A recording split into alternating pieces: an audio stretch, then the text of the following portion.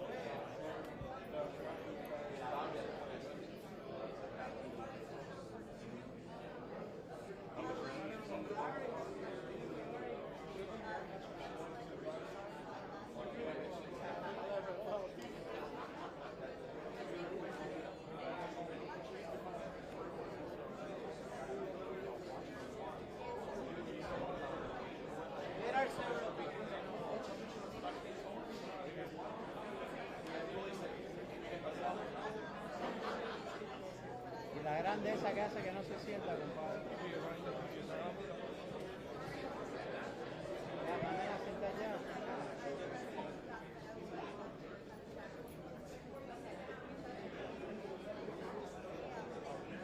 Vamos.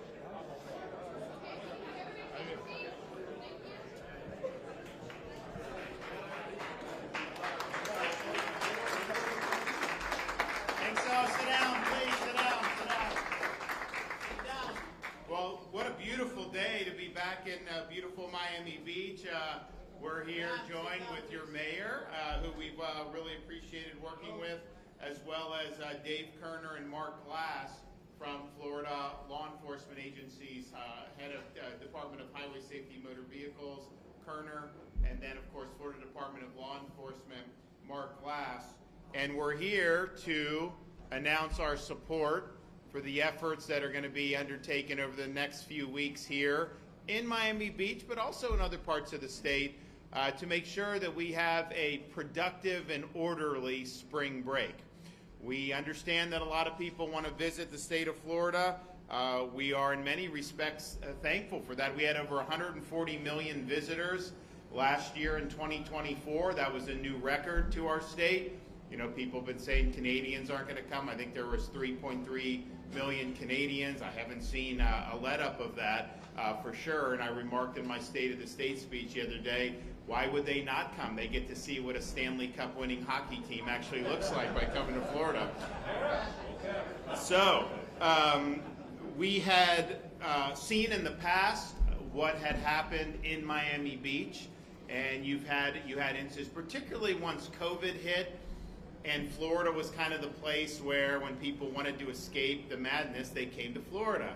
And there was a lot of good for that, and we were thankful for that. Honestly, a lot of businesses came here and never went back. People moved here and never went back because they appreciated the quality of life.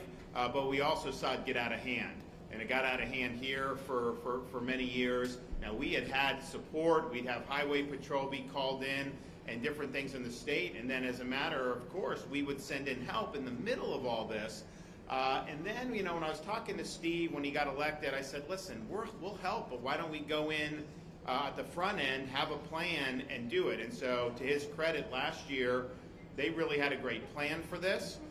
They welcome people. It's a very welcoming city, but at the same time, you know, we can't have things just descend into madness and mayhem and chaos. And it hurt businesses when that happened. It hurts residents' quality of life. And there's just a lot of negatives that came from that. So they had a plan. We had our state agencies fully engaged to help. And I think most people you talk to, 2024 was the smoothest and most successful spring break we've had here in a long time.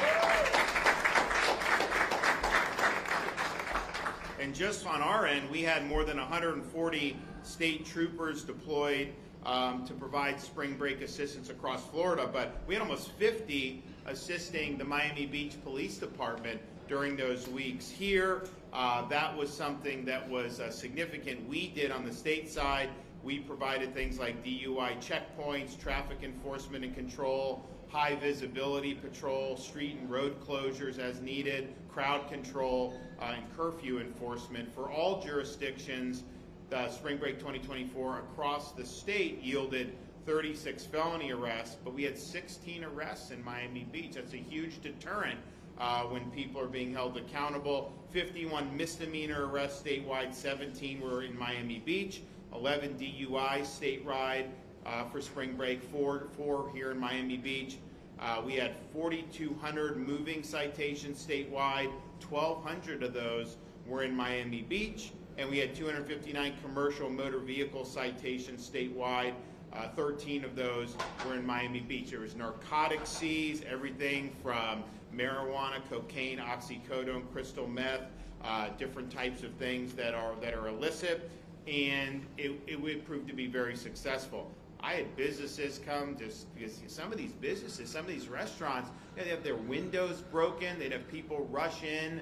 They'd eat and then they'd leave. They didn't pay. There was all kinds of stuff that was going on as a matter of course. And then last year, they were like, we never had it so good, that it was really, really positive. And so we're back here today on the cusp of spring break 2025, saying we're going to do it well again. We owe it to the people that live here. We owe it to people that visit here to make sure that this is orderly and safe for everybody involved. So I'm directing state law enforcement agencies to provide the additional personnel and assets that are needed to our local entities here in Miami Beach, but also in other places around the state, to ensure they have the resources they need to keep the peace over these upcoming weeks of spring break. Now, Florida Highway Patrol already began deploying resources to support the agencies requesting assistance in late February, and they're going to continue to provide that assistance all the way into April. As of this week, 12 local agencies have requested assistance, and more than 100 troopers will be deployed. We've also additional assets on standby for deployment should they be needed, including drone assets, aviation assets, Bearcats, and K-9 units. Once again, the state is providing resources that cities throughout our state need to ensure spring break does not descend into chaos and mayhem. And I'm really proud of what they've been able to do here in Miami Beach. I think it's a beautiful part of our country, not just a beautiful part of the state of Florida or South Florida. There's a lot to do. There's a lot of great reasons to want to come here, and we've welcomed that, and we'll continue to welcome that, but it's got to be done in a way that is good for everybody. And I know there were a lot of residents who they couldn't even really operate back in the days when this was spilling out over everywhere. These residents have a right to be able to go about their business and not have not have it be impinged upon by a bunch of chaos. So this is true statewide. We want to be part of the solution. If you're a city somewhere and you need some help, you know, it's interesting. These things, if you follow kind of Florida, the spring break goes through different iterations and different, you know, it used to be like Panama City up in Northwest Florida. I mean, it used to just be chaos, right? And then they got the reputation for that, and they said, no, that's not what we want. And so they made changes, and so you don't see it at the same level that you did. Daytona Beach used to be one that was just, and then they made some changes, and you see it from time to time how that happens. And so kind of after, when the COVID era, Miami Beach became one where it's getting out of control. Now you've seen 24 went off very well. I think we're going to have another successful season in 2025, and I think that'll just become the norm going forward. So I'm thankful for everybody that's been involved, both Florida Department of Law Enforcement, Florida Highway Patrol. We also have other assets, if need be, that will be on standby and be willing to help. So it's, I can tell you, if you're around in other parts of the country, there aren't many places that are better to be right now in terms of weather and everything right now than here in South Florida. I mean, this is the place to be right now. We're thankful that we have this beautiful area, but we also are mindful of our responsibilities to do it right. So I want to thank the mayor for your hard work. It's been important, and I know you've had a lot of buy-in from the community, and it's an example of successful leadership. So let's do it again this year, and why don't you come up and say some things. Thank you. Woo!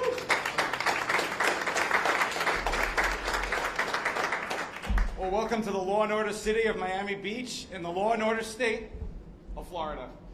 Yeah. It's great to be here, and as the governor mentioned, in advance of spring break last year, the governor said to me, just ask. Whatever you need, we will provide. And they came back, was working with Dave Kerner, Mark Glass, the heads of law enforcement in the state of Florida, and they came back and they delivered. And then I asked for more, and they delivered. And it was instrumental in us having the success that we did last year.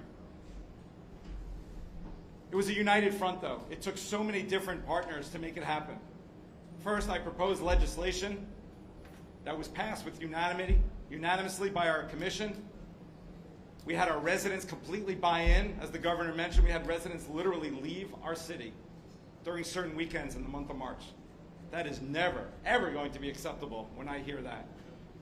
And we turned that around. Our businesses bought in, and all the law enforcement partners that we had. Obviously, the state, providing close to 50 state troopers, was monumental. The county, and now led by Sheriff Rosie Cordero Stutz, our police chief, Wayne Jones, our city manager, Eric Carpenter, our neighboring cities that provided so much law enforcement. It took an absolute team effort to make it happen. And what happens when you do that? You have success on every level that you measure. Success, we had it. We had no fatalities, no shootings, no stampedes. Hotel occupancy last year in 2024 was up from 2023. Our hotel room rate last year was the highest in the nation for the month of March. That is success on every level. We kept people safe and our businesses boomed, flourished. We had calm instead of chaos, as we saw in years past. But I always say it's not just the month of March. Law and order is 365 days a year with police, enforcement, prosecutions, and the judicial system. But we can't do it alone. We need the partnerships, and Governor, I cannot thank you enough for the partnership that we have with the state. Because they come through, they came through last year, and they're coming through again this year, and we're going to repeat the same playbook, and we're going to have an amazing month of March, keep people safe, and our businesses are going to flourish. Thank you, and God bless.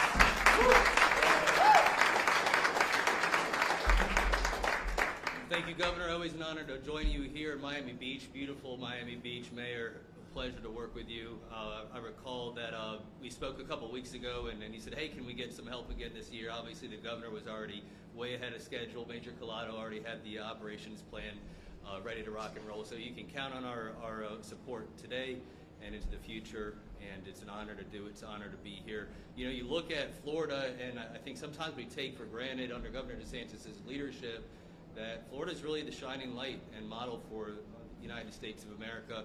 We have seen, I think, in law enforcement, and the sheriff knows this as well, you look at some other states where for whatever ideology or reason, you know, they don't want to enforce the law, they don't want to hurt any feelings, and you see this element of criminality creep up, and it starts to get progressively worse, and then before you know it, you have a situation where the criminal element is running the show.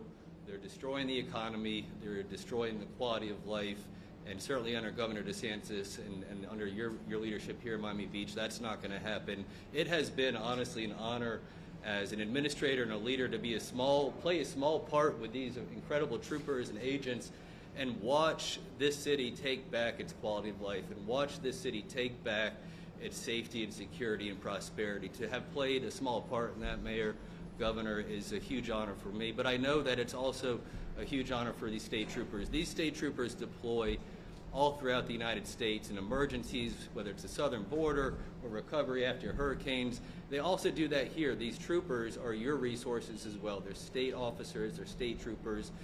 You help pay their salaries, and they take a lot of pride in providing a level of customer service and protection to your community. I mean, at the end of the day, safety is paramount, but you also deserve to feel safe. You also deserve to be able to walk down the street and have the comfort of your colleagues in law enforcement. Join the Sheriff's Office, join Miami Beach Police Department. Partnerships are the definition and foundation of our ability to enforce the law, and you will find no better partnership than in Miami-Dade County, in this city, with our state law enforcement officers. It's an honor to be here today. I'm excited for the success that you've achieved. I'm excited for the success and fun that you will have here in Miami Beach, and hopefully the Commissioner and I and Governor can be back here in the near future to enjoy it with you. Thank you for having me, Mayor. Sheriff, thank you for being here today, and thank you, Governor. Thank you. Mark?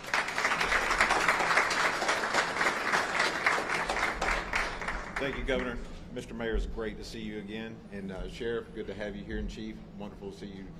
I just want to say this year, right now, we have session going on at Tallahassee. Okay, so I will make a point next year at this time during spring break. It's going to be early session, so I'm going to come down here and do spring break with you too. We'll work with my special agents and these troopers here and work it. So I just want to say thank you. Florida is a law and order state, and you see these fine men and women here behind me. This is Florida's finest here.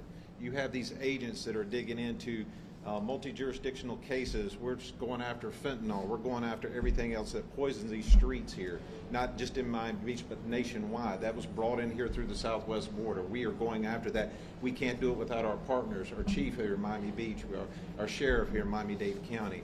We are working on so many things that are going on at the same time, but our main focus is your safety. And our main focus is to ensure that Miami Beach is safe, a fun place to be, and a great place to be. Now, whenever you have these type of crowds, you have those narco terrorists, I call them, they come in here and try to push that poison on us. We're not going to have that, Mr. Mayor, I promise you that. We're going to go after it. These agents over here, they work in undercover roles. They have sources, methods that they're doing. We also have this wonderful program that our great governor put together, which is a SAFE program, Statewide Assistance in Fentanyl Eradication, and I will tell you, the stats on the SAFE program is amazing of how many guns we've got off the streets, how many drugs, fentanyl we've eradicated, and I will tell you right now, we are actually working cases all up in around Miami-Dade County, so if anybody's out there, just be aware. We'll be down to another part of Miami-Dade and even the South Florida area to show and all the great stuff we're doing here and taking down these criminals in the area. The other thing we have to worry about is sex offenders and sex predators coming in and around crowds, okay? And they see children, they see all this stuff. This is a great place to live, Miami Beach. It is a wonderful place to live, and we got to make sure that we're taking care of making sure that they're doing their due diligence, and if they were going to visit, that they were registering like they're supposed to do. And our agents, that we follow up on that. We make sure they're here legally and they've registered. If not, they're going to go. We're going to put the habeas corpus on them and put them in jail. So just let you know that. Other than that, we just want to say thank you for having us here, and we're working diligently, and we have our analysts working 24/7. We are plussed up. We are making sure that you have a safe and wonderful spring break. Thank you, Governor. Okay.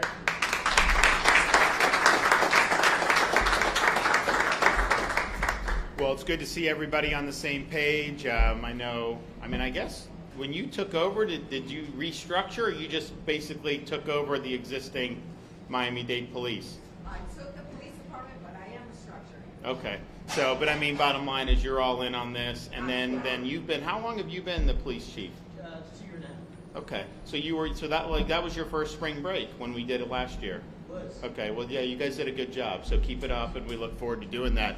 And I will also, I'd be remiss if I didn't say, because Commissioner Glass mentioned that we just started the legislative session this year, and for folks down here, you saw a lot of the support that you got from our state law enforcement agencies. I put in a request in the budget for a 25% pay increase for these guys, so.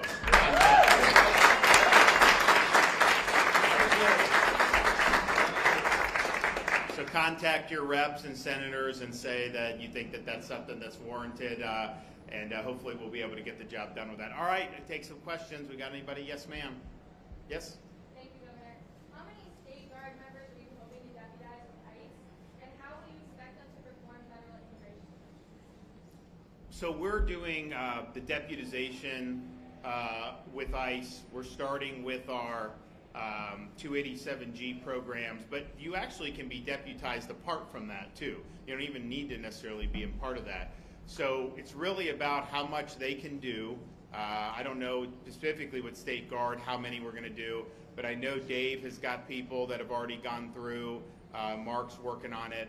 So you're going to end up seeing people go through. There's a process, and then all these sheriff's departments, all 67, are signed up. So they're going to have people that are going to go through. So that's going to be a lot, and it's going to be a lot of help. It was interesting. I was in Tampa yesterday, and I was in the like a Wawa, and a fella comes up to me and he's like, "I just want to thank you." And I'm like, "Oh, why?"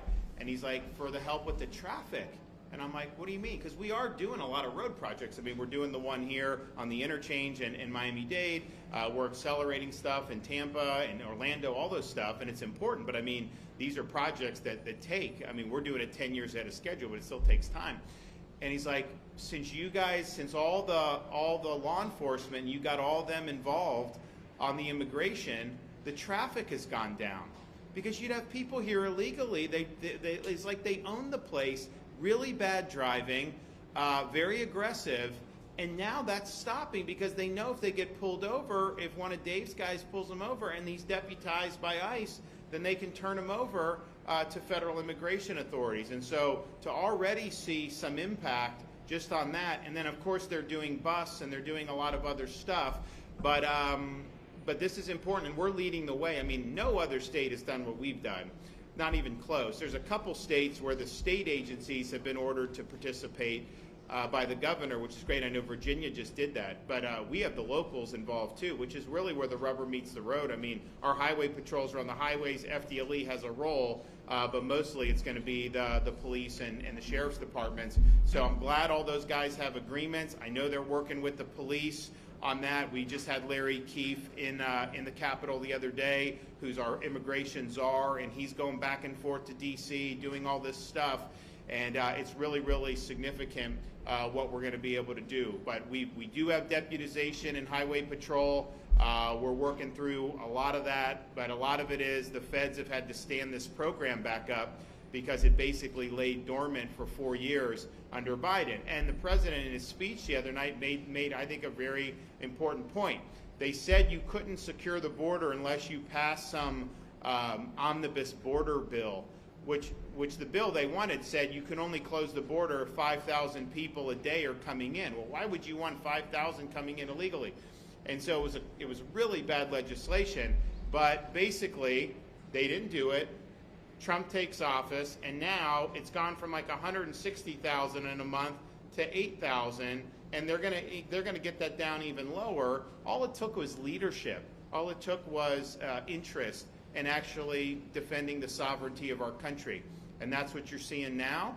But I've made the point. Those border numbers, part of it is that they've taken effort to secure. Part of it is people know that they shouldn't even try because they're probably not going to get in. Whereas with Biden, they knew they could show. You actually could go on an app and sign up to come in illegally. They created an app for it. It was insane. So some of it is people are just deterred from even trying. If we do interior enforcement where people know the laws are going to be enforced, that will absolutely be further deterrent for people coming in. So even if you get in, you're not going to be able to just have the run of the place. If you don't have interior enforcement, then it tells people, well, if you just get in across the border, if you can beat the border agent, then somehow you're scot-free. So I think both go hand in hand, but certainly at the border thus far, I think has been a big success story, and I know they're working hard to ramp up what happens on the interior. Yes? Yes, Governor Amanda with NBC6. This question is regarding condo laws. Do you have a message to any condo owners who would be in danger of losing their homes due to laws after Surfside? I want to see relief for them. I included that in the special session in January. Legislature did not go through with it. We've done roundtables here in South Florida, Tampa Bay. We don't want legislation to impose costs that could be avoided. And so when Surfside happened, I mean, many of you were here for that. It was a very traumatic thing, very heartbreaking thing. No one wanted to see that happen, but we also didn't have all the answers for Surfside by any means when that legislation was done. So, okay, where are we at? What problems are being caused? And let's act legislatively to provide relief for folks. I mean, I think the thing for me is there's certain things that a condo owner should know. You got to have transparency in terms of the board and all that on the governance.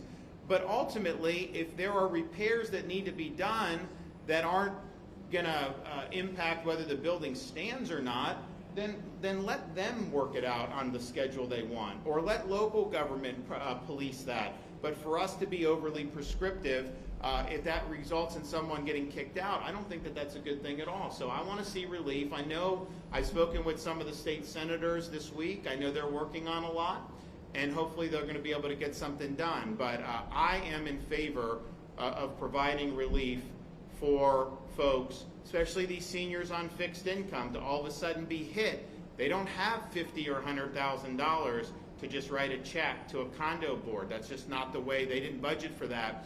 And so let's do this in a way that is mindful of safety, but I think the safety is just the transparency more than anything. So if condo owners know there's a problem with their building, then they will be able to have the information where that can be fixed. What I don't want to see is saying, well, you must spend all this money or that money, because I think people can make sound decisions for their behalf, but it's not something that we should want to see if people are, that wasn't the intent of the law, but the reality is we are where we are, so let's do something to make things better. Yes?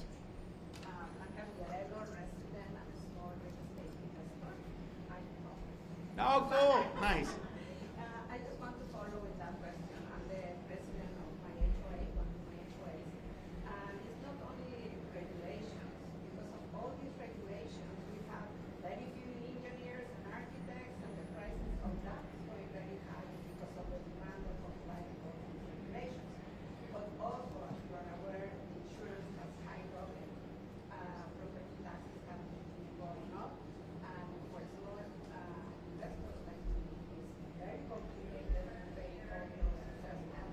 100%. So, yeah, so a couple things. I mean, one, I know that some people have suggested on condo, if you do condo reform, that any of the condos that got relief would be ineligible for citizens insurance. Now down here that would cause a lot of problems, and so I think they should be able to remain on citizens. It's just this market is slowly but surely, but it's a tough market in Miami-Dade. I did announce though, Citizens announced for citizens homeowner policies, 73% of those in Dade are actually getting a decrease on average of 6%.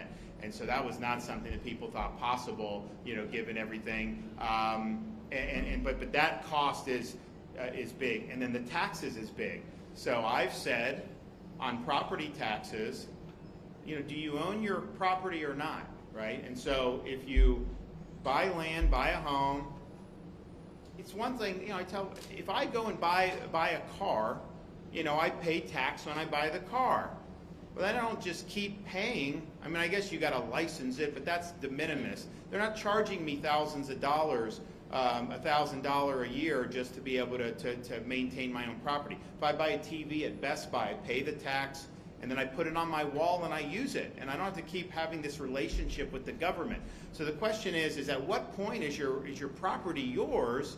And if they're going to keep taxing you, then you're basically just paying rent to the government. And what's happened is especially in South Florida, because the demand to live in Florida has been intense, you have people that are paying huge money to buy homes, and sometimes they demolish and buy new homes, but they're willing to pay because if you're fleeing New York or California, you can afford to pay twice whatever that costs because you save in taxes by not having to pay income taxes. So people have been willing to spend huge amounts of money. Then what they say though is that, okay, then you live in the same neighborhood, so they assess your property much higher, and then you've got to pay more tax. You didn't even do anything. You bought it at a different rate, and the tax keeps going up, and the homestead is not adequate to protect you from this, and that's causing huge problems for people. So we are going to do, now we can't at the state legislature and me do the property taxes through normal legislation. It's a local constitutional power, but we can do constitutional reform on the ballot so that people will have protection against this, because it is choking people. It's making it difficult for them to be able to, and there's people, just think, people here in South Florida, they bought a home in the 1980s, they pay off their mortgage over 30 years, and now they're being told their home's worth $3 million and they got to pony up all this money. It's tough. It's really, really tough. But nationwide, this is not just a Florida thing.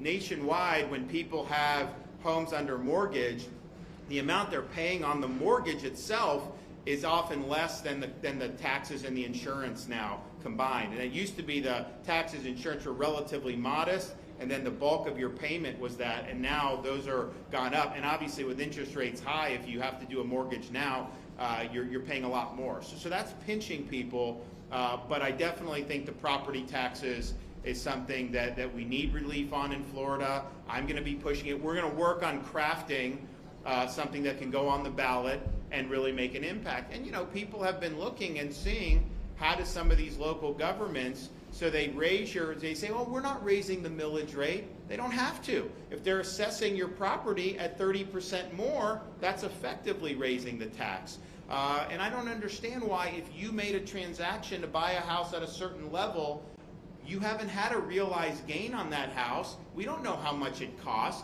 And here's the thing, the real estate market goes up and down. You guys remember, I mean, 2000 to 2008, it went up. 2007, it went up in Florida, then it went down. They never lower your assessment. They only raise it. And then they get a lot more revenue, and then their local governments have grown. And I think you've seen that in many of particularly the larger counties. So let's stand on the side of taxpayers. I think it's really, really important. And you know, the thing is people like some of these local governments are like, so it's like in the state, like we won't do tax, we wouldn't do any new taxes. But like locals, like, well, I may need more revenue. Well, first of all, you can cut back on the budget. But second of all, if you're going to do revenue, why would you tax your citizens when we're a tourism state? You can tax people that don't live here. Like literally, you can raise a lot of revenue by doing that. I would much rather have them do that and give our homeowners a break than continue just assessing higher and higher. And maybe there'll be a correction in the real estate market.